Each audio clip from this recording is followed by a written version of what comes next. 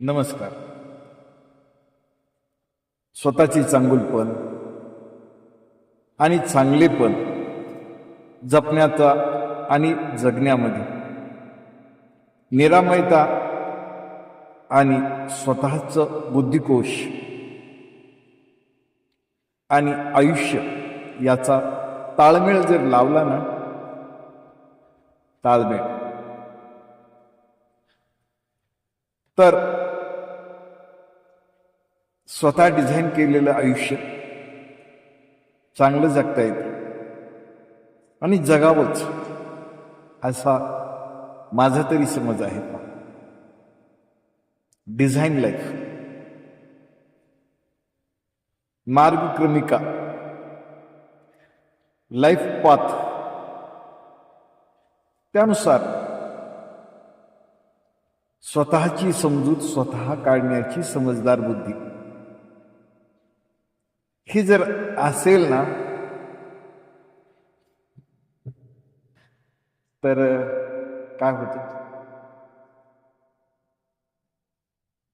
Over attachment कुठेही वाढत नाही. आपली पटरी सोडून आयुष्याची रेल्वे कुठेही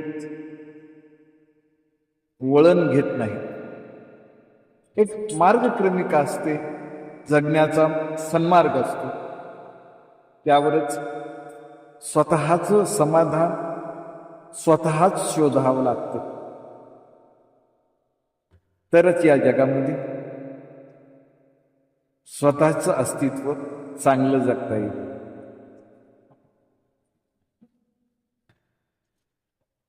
आपल्याला अनेक माणसं भेटतील,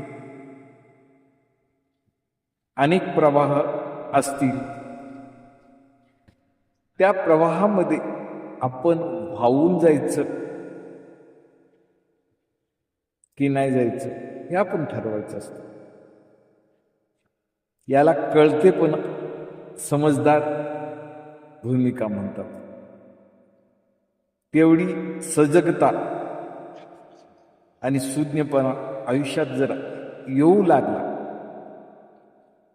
तर आयुष्य खूप छान आहे. त्यानुसार भगवंत आपल्याला कृपा प्रसाद देतो आणि त्यानुसार